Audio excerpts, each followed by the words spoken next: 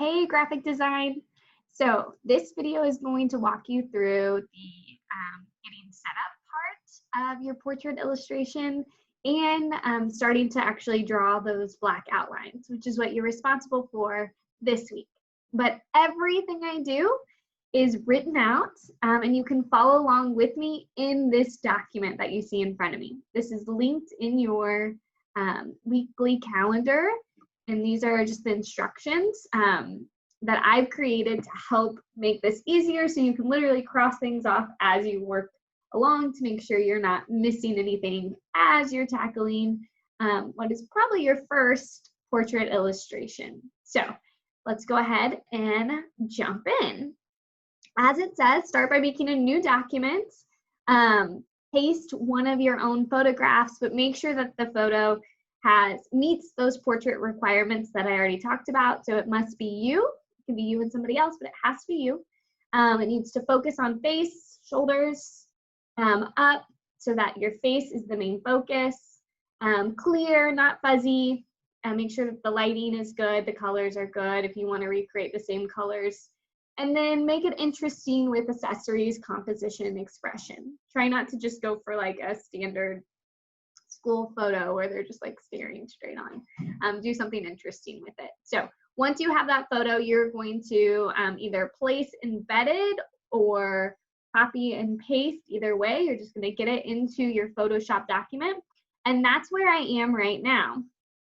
So this is what I've done.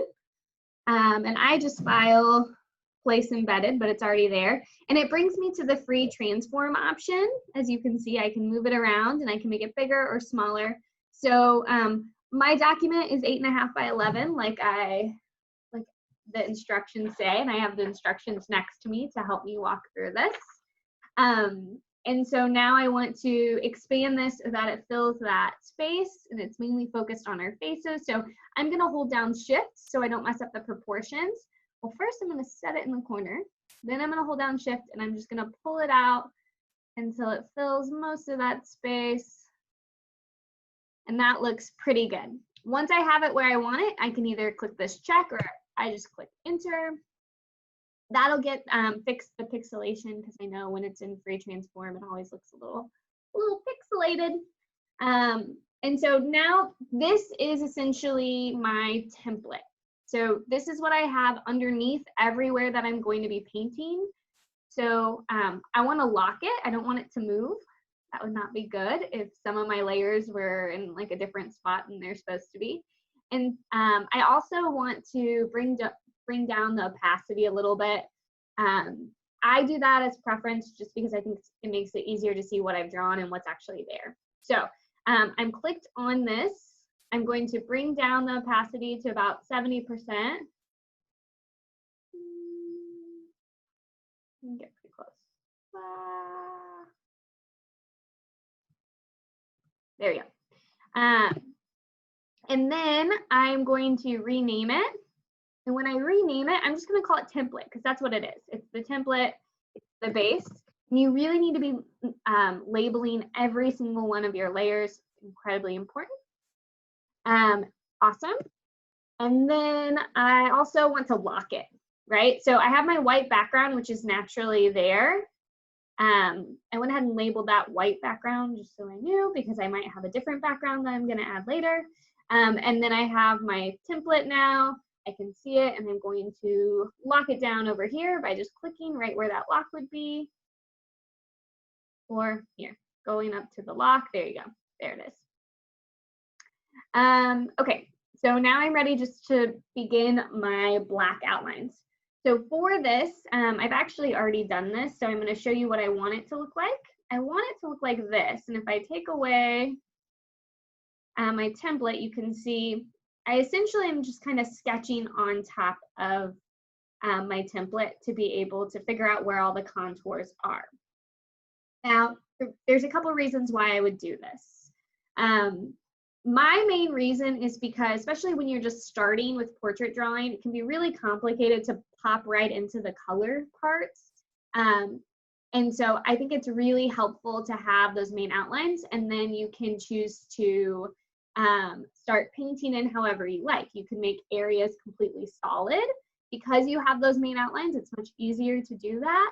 And you don't have to keep the black outlines in the end. You could not include them if you don't think they look good.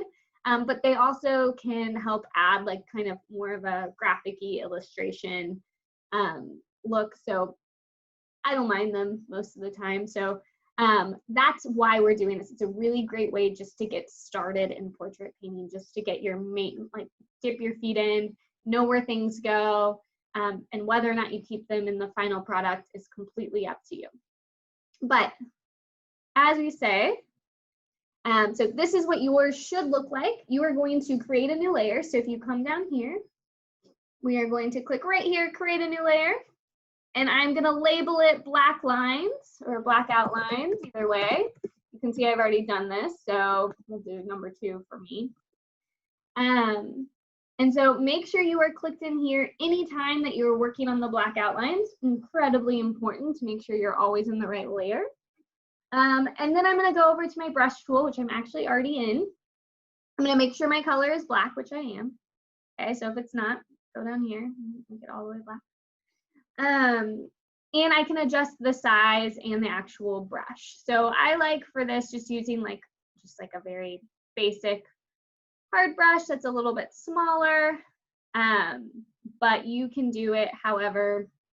If you want to play with some of the different brushes, if you want to do something that has a little more texture, you're welcome to do that. But for me, especially if you're just getting started, I usually just do pretty standard hard round, hardness up all the way, and size pretty small. And then at this point, I am going to use my stylus to be able to start tracing over it. That's incredibly important. If you try and do this with your mouse or your finger, it can get real messy and a big pain in the butt. So this is why it's so important to have a stylus, which is why I talked about that at the beginning of the year. So hopefully everybody has one. Everyone has it charged. To do it, I also zoom in quite a bit. And you can see I zoom in quite a bit as I'm working, because I like to try and get it as neat as I can. And I find that I tend to be a little bit neater when I'm zoomed in.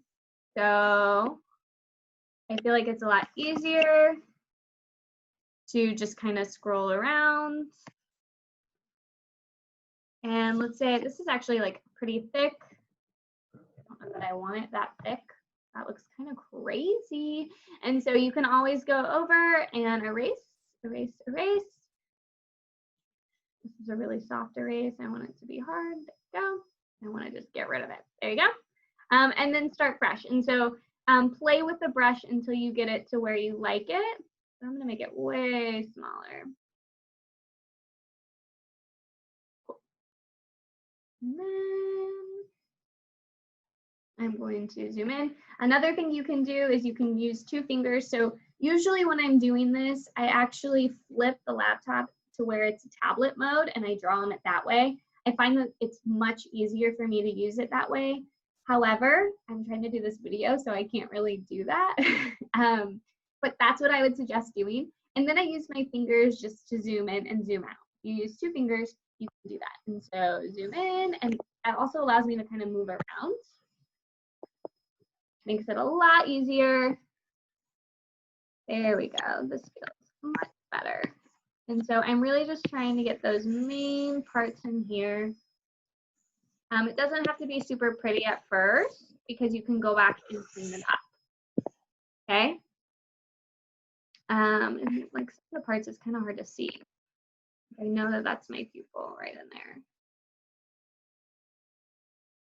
And so I would just go through and start doing that. When I get to things like hair, it can be a little bit trickier. And so as you do that, you're just trying to recreate whatever direction the hair is going and take it in like strands. So like, don't try and just do each individual hair right here. Instead, what you're going to do is you're going to want to just kind of take chunks. Like there's like a chunk that's falling right here. There's like a trunk there. Crazy. This is much harder to do when I'm just staring at my laptop, much easier when I'm zoomed in. But you get the idea. So take your time with it. Don't do it as quick as I just did. And hopefully by the time you're done, you end up with some nice outlines. Now you might also notice if you look close, I'm gonna get rid of my template so you can see the outlines a little closer. I also ended up going back with like gray as well. I think that that can be nice to get a little bit of dimension because there were areas that I didn't like the look of them as like solid black. So I did some grays, like specifically around like the nostrils, and like some of the highlights and things in the hair and like even around the eye. I also have different sizes that I use. So sometimes I use like a little bit deeper or a little thicker brush. And sometimes I went in with like a super thin brush. So like if I zoom in, you can see that I have like a thin one, I have a thicker line. I've got a nice variety going on in here. I also took my time. It took a little bit to get like the glasses to look somewhat neat. And so make sure you're taking your time as well as you're doing this. Have fun with it though, play with it. You know, I'm clicking, so it's getting mad at me. I'm not trying to do that, I was just clicking around. When you get to things like the nose, be careful. A lot of people will naturally do like, oh, I'm not on this layer. That's why it's yelling at me. So a lot of people will naturally do like this nose, if it's on the side, or they'll do like this nose. That is not what our nose looks like. That is not, or they'll do like this and just like outline the whole thing. No, don't do those things, please. Look here. So basically you're just going to capture the main shadow that you see underneath the nostrils and then just any major outline, but you don't need to outline the entire nose. The trick with the nose is it goes into your face and so it doesn't fill up. So there aren't harsh outlines already there. And so if you outline the whole thing, it ends up looking like this or like this and looking kind of crazy.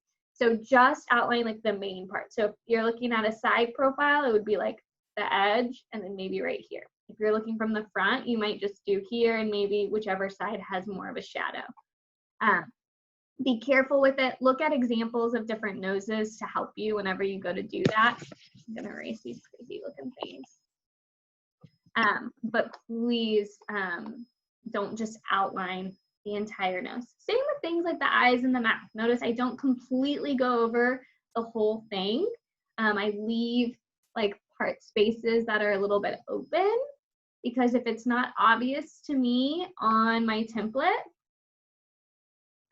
then I know that notice I moved my templates up a little bit. Then I know that I don't need necessarily the outline everywhere.